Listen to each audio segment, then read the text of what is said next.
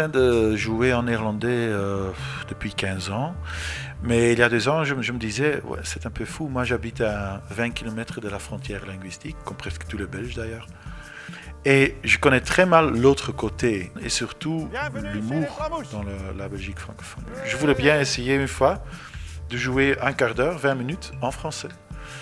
Et il y a 2 ans, je l'ai essayé à tourner, j'ai fait cet essai, et après je savais, oui, c'est possible. J'ai encore beaucoup de travail à faire, parce que c'est plus difficile de faire tout ça en français qu'en néerlandais, pour moi. Mais c'est quelque chose qui est possible. Et bon, alors j'ai commencé à écrire ce spectacle. Il y a, c'est pas moi. Madame, vous avez envie de venir chez nous non, pas vraiment, non. Pour une demi-heure? Un quart d'heure? Je vous donne 5 €.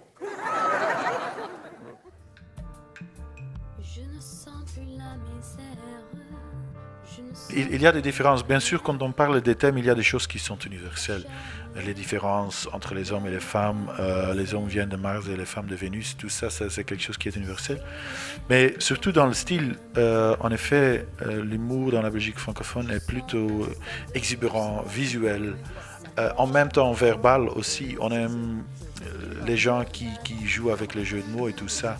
Chez nous, en Flandre, c'est le stand-up qui cartonne depuis quelques années. Et on est en effet influencé par les Anglais et par les Hollandais. C'est l'humour assez sec et clairement c'est aussi l'humour assez cru pour les Belges francophones. Quand un humoriste flamand est sur scène, il est moins gentil que les Belges francophones. Et par exemple les revues comme Sois Belge et toi et d'autres, des déguisements avec des postiches, avec des lunettes, ce sont des choses qui sont complètement disparues en Flandre.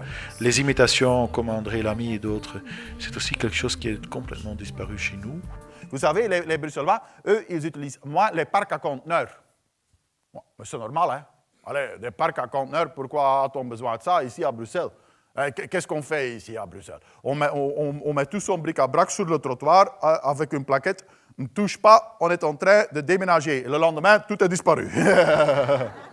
Plus pratique que ça. Oui. Parfois, je raconte des blagues dans le spectacle qui sont un peu forts pour les Belges francophones, surtout quand je commence sur la famille royale, j'ai l'impression, et surtout ici à Bruxelles. Dans la Wallonie, c'est autre chose.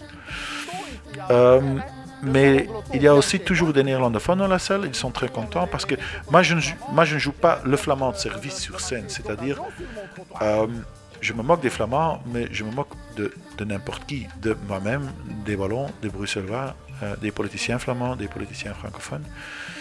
Si les gens vont venir pour... peut-être ils vont dire, oui, on va regarder un petit flamand qui se moque tout le temps des autres flamands, alors ils se trompent. Par contre, tu sais, pour le moment, la politique en Belgique, c'est très simple. Ah oui, on peut le résumer dans quelques phrases. Hein? On a beaucoup de Flamands qui veulent la scission de la Belgique, mais qui ne pensent pas que ça va arriver. On a, oui, beaucoup de francophones qui ne veulent pas de scission, mais qui sont complètement convaincus que ça va arriver. On a beaucoup de politiciens francophones qui ne veulent pas de scission, mais qui sont en train de la préparer quand même. Et on a beaucoup de politiciens flamands qui veulent vraiment la scission, mais qui ne savent pas comment la déclencher. Voilà la politique belge pour vous pour le moment. Voilà. Ouais. Moi, je suis content que, étant flamand, les gens veulent bien me voir parce que ici, vous regardez un artiste qui est content, ce qui est assez rare. J'ai joué maintenant ici à Bruxelles 5 fois, c'était 5 fois guichet fermé, le complet, 13 fois à Watermael-Boisfort, 13 fois le complet, on va jouer 17 fois au Riche-Clair à Bruxelles, alors bon, je n'ai pas beaucoup de choses pour me plaindre. Et mon cœur bat,